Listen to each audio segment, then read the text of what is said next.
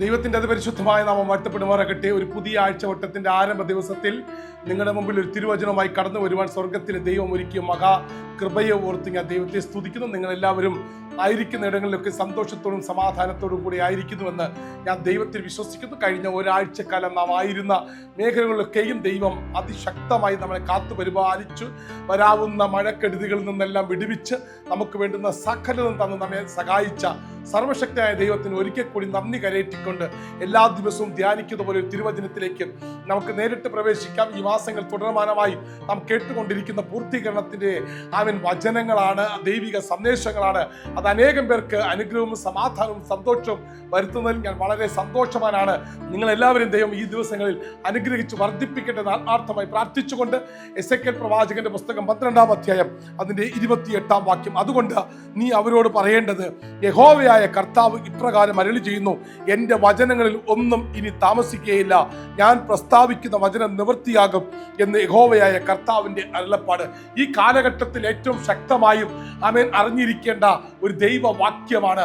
വചനത്താലുള്ള ദൈവിക പരിപൂർണത ഈ ദിവസങ്ങൾ നാം പ്രാപിച്ചെടുക്കുവാൻ ദൈവം ആഗ്രഹിക്കുന്നുണ്ട്. ഇവിടെ ഇതാ വളരെ വ്യക്തമായും പഴയ നിയമത്തിൽ ഏറ്റവും ശക്തനായ രണ്ടാമത്തെ പ്രവാചകനായ എസെക്കേൽ പ്രവാചകൻ പറയുകയാണ്, യഹോവയായ കർത്താവ് ഇപ്രകാരം അരുളി ചെയ്യുന്നു, എൻ്റെ വചനങ്ങളിൽ ഒന്നും ഇനി താമസിക്കുകയില്ല, ഞാൻ പ്രസ്താവിക്കുന്ന വചനം നിവൃത്തിയാകും എന്ന് യഹോവയായ കർത്താവിൻ്റെ അരുളപ്പാട്.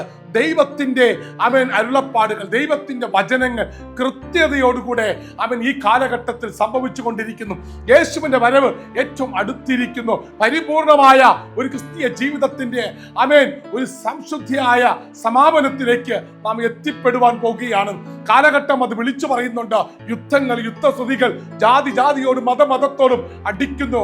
പലയിടങ്ങളിൽ സമാധാനമില്ല, സന്തോഷമില്ല.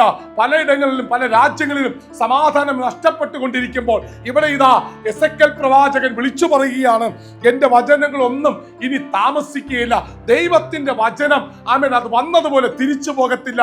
അത് വന്ന കാര്യം പരിപൂർണതയോടെ നിവർത്തിച്ച് കടന്നു പോകുന്നതാണ്. ഈ ദിവസങ്ങളിൽ ദൈവത്തിന്റെ വചനത്തിൽ നിലനിൽക്കുന്ന ഒരു ദൈവവൈദ്യനാണോ നിങ്ങളുടെ ജീവിതത്തിൽ എന്തെങ്കിലും സംഭവിക്കാൻ താമസം നേരിട്ടിട്ടുണ്ടെങ്കിൽ അത് മുഴുവനും നിവർത്തീകരിക്കുവാൻ എൻ്റെ ദൈവം സർവശക്തനാണ്.